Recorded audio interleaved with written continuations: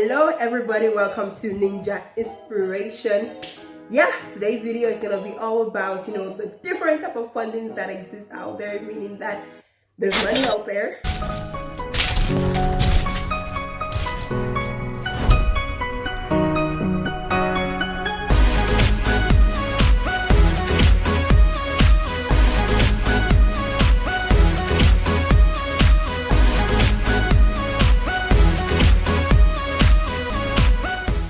As you know, on Ninja Inspiration on my channel, I share tips and opportunities with young, motivated people who want to advance their education through fully funded programs, grants, scholarship, and all the different type of fundings that exist regarding scholarships and funding to cover your studies abroad, and how to harness these opportunities by actually applying to the different type of opportunities that exist out there. So let's start. So before we get started, please like this video, subscribe to my channel, and also follow me on my Instagram channel and Facebook. So let's get started. So I want you guys to know that there are different type of fundings available, for studies abroad. But what people don't really know is where this money is coming from. Who is spending the dollars? So what I mean by this is that who's actually going to be paying for your education.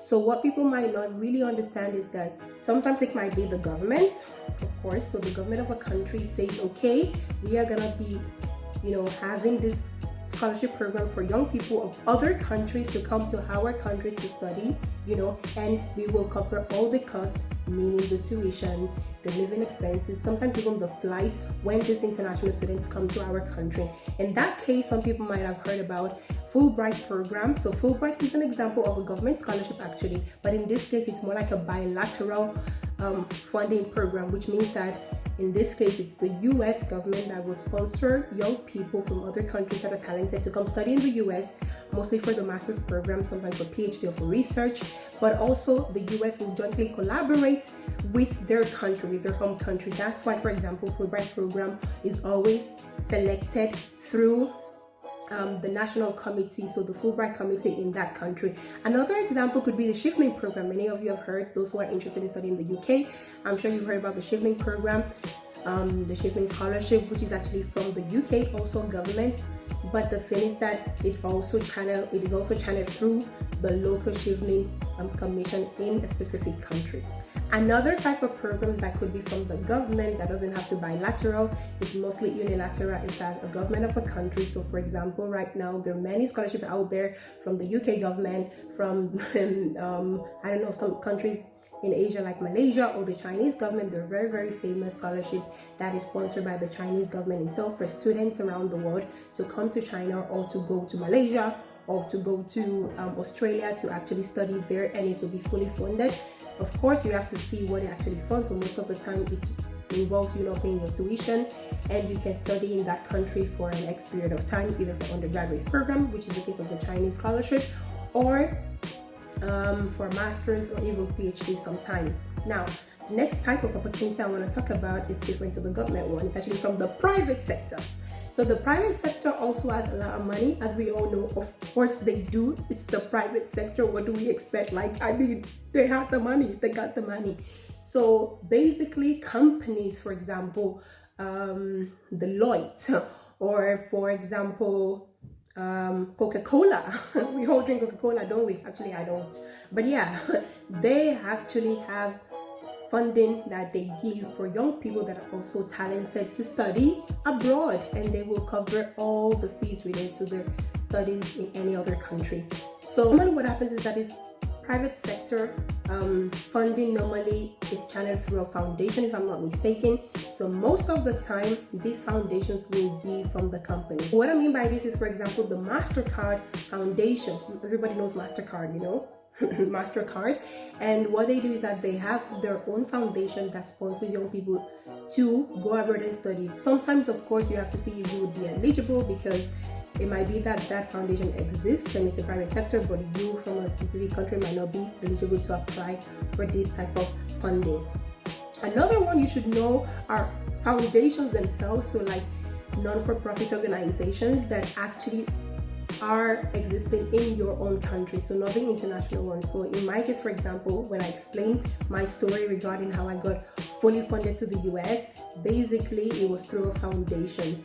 I am a Spanish national, so I applied to a Spanish foundation, which is also from the private sector, by the way, and I was able to apply for that. So many people don't even think that their own country can be offering scholarship, and they think it has to be from another country or from another government. Well, sometimes you just have to look in your own country what organizations exist, what foundations exist that want to fund students to study abroad. Sometimes also the study area might be a bit limited, so you have to look if you would be eligible. So for example, there were 3 foundations in Spain that I found that I actually applied to.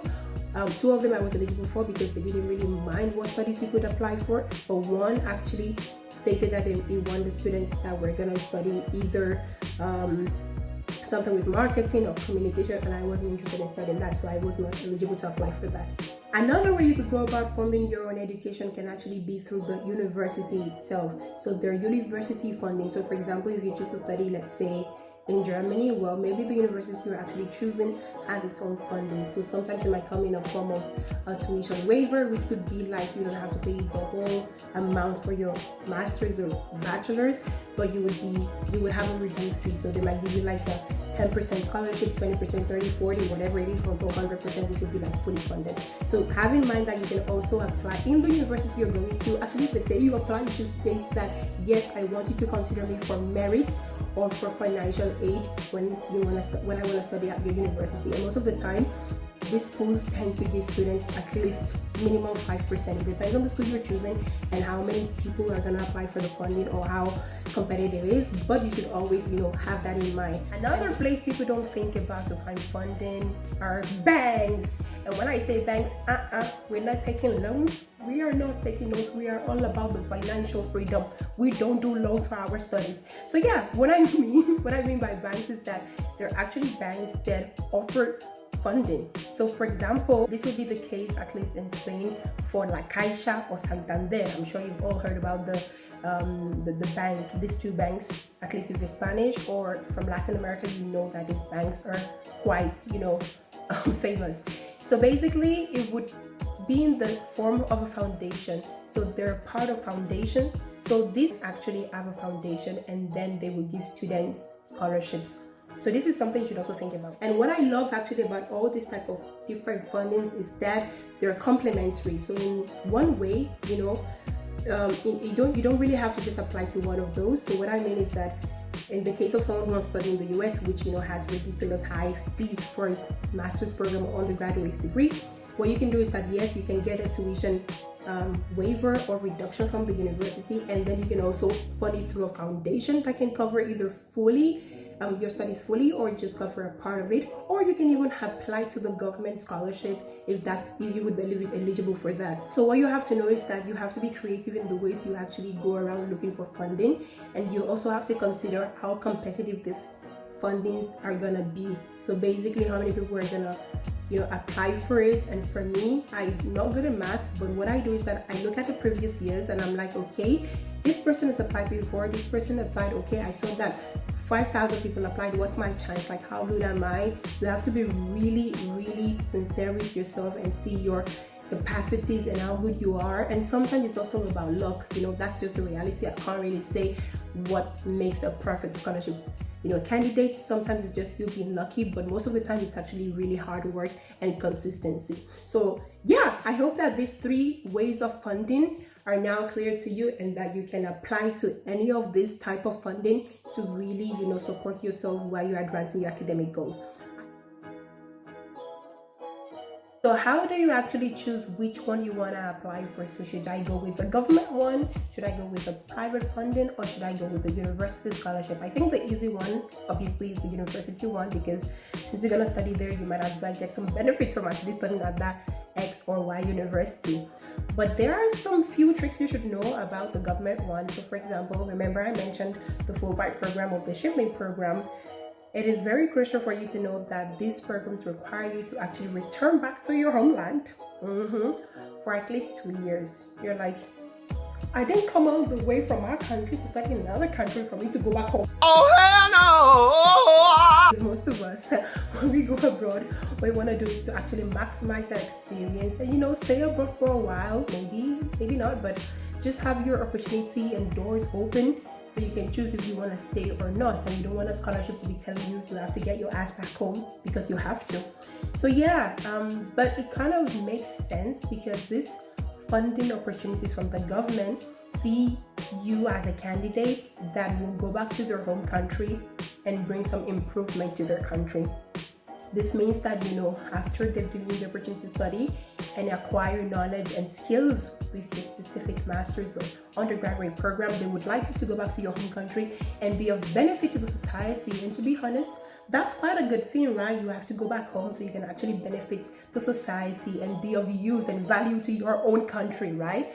But of course, some people might be like, well, that's not my cup of tea. I don't want to go back home. I want to, you know, have my doors open. So think about that. And also with the private sector, most of the time they do not have a specific requirement, but of course, as always, you have to maintain good grades, which makes sense. So sometimes, you know, they might require you to be like in the top 20 or 25% of your class while you're studying, or they might require you to, you know, get a specific grade or even write a specific project or like a report about your experience during those 1 or 2 years that you were studying abroad and give it back to them. So, you know, you have to fulfill those things. But when you think about it, like actually someone or an organization, foundation, government is paying for your education. So the least you can do is to actually fulfill this requirement. So what tips would I give to actually apply to these different type of opportunities that you have for funding? Actually apply to everything. But also you should have a strategy. So when you apply to all these opportunities and organizations, you know that the person you're writing to or the person you're directing your motivation letter to are quite different, right? If you're writing to a foundation, you would have to really learn about the values and the, you know, the mission, the vision statement of that foundation, so that when they read your personal statement, they're like, we have to give money to that girl. We have to give money to that boy because he is making sense. He is talking sense. Yeah, guys, well, you can't just apply to an organization just like any other job, right? And you just say, yes, I want the scholarship. I want you to fund me. I am very poor. I need money. Please fund me. Nobody falls for that. Like, you know, nobody got time for that. So basically, you know, whatever you write has to be in line with whatever that organization is preaching, you know, and sell yourself very well. So when it comes to the government one, you also have to be, you know, have it in your mind, in your brain, that if their hope for you after you finish your program is to go back to your country, well, in your personal statement, you better start writing that after you finish your studies, you're going back home to improve your society, to become the next president or become whatever it is you want to become. So yeah, these are things that you know, add the ginger, add the flavor to your, you know, motivation letter. No one wants to read a letter and be like, that was a waste of time, you know? So think of these things. And for example, when you apply to the university scholarships, so that you can get like a fee reduction, tuition reduction, or you can get, you know, even a fully funded program or just a Fulbright to the university. Think about what the university wants. What will make you stand out amongst other students? What would make you be a different candidate, you know? It's not really about looking into the mission of the university, because the university basically is there to teach you. But just look at things that they would like and look at previous winners, previous scholars. I feel like I cannot reiterate how important it is to do your research. So when you're applying to all these organizations, you have to really think. You have to really search, do your research. So, you know, for me, what I do is that I stop people. Yeah, I ain't gonna lie. I actually, but in a nice way, you know, I'm not a bad stalker. Like, I actually, you know, be like, hello, whatever your name is. Hello, Maria. Hello, Ruben. I am this and that. How are you doing? First of all, can I please, you know, you just sell yourself. But what I mean is, you know, you write them, you're like, I'm interested in this. I saw you've done this, your great accomplishment. Can you help me? Don't tell people to help you with your letter. Like, write your own goddamn letter. Nobody knows you better than yourself. But what you can actually do is to ask them, you know, about tips, things they did. So guys, I'll be sharing you a list of government scholarships the foundation one from the private sector companies or from banks, and also from specific universities. Actually, the one for the universities, they're everywhere. Every university offers specific reduction for their programs, so just check that out on your own for the university you want to attend. But the ones that are, refers to government and the foundations, I'm gonna tell you the ones that I know. There's so many out there actually, like the list is eternal, but I think this list will be useful for you to actually know where to start from. Either ways, look at the description box down below of this YouTube video and you can see what I'm talking about, and you can actually click on them and then further your investigation. By the way, I actually have a video in Spanish about this topic, exactly talking about diferentes tipos de becas, talking about different types of scholarships depending on the organization. So, si hablas español, puedes ver este video porque te va a ser muy útil. Lo hice hace ya un año, pero creo que será muy bonito para que lo veas y aprendas un poco. I hope that you found this video useful. It was more like a short one, and I hope that you enjoyed, and you can like the video, subscribe to my channel, follow me on Instagram and Facebook page. If you have any questions, just comment down below, and I hope it can be helpful to you. And also, if you need help with your scholarship application, don't forget to go to applicate.org, my social enterprise that I co-founded with other amazing team members who are also interested in helping other young people to apply to scholarship and get their dream university or dream degree. As always, thank you guys. I hope you found this video useful, and if you have any other recommendation or video ideas or something you would really like me to talk about, just write it down in the comment section below, because I am trying my best to be consistent and really making this YouTube journey a reality. It's not easy, guys, but I am here for you, and I'm really trying for everyone to be prosperous and actually have their dream degree also. So thank you very much for watching, and stay tuned for our next video.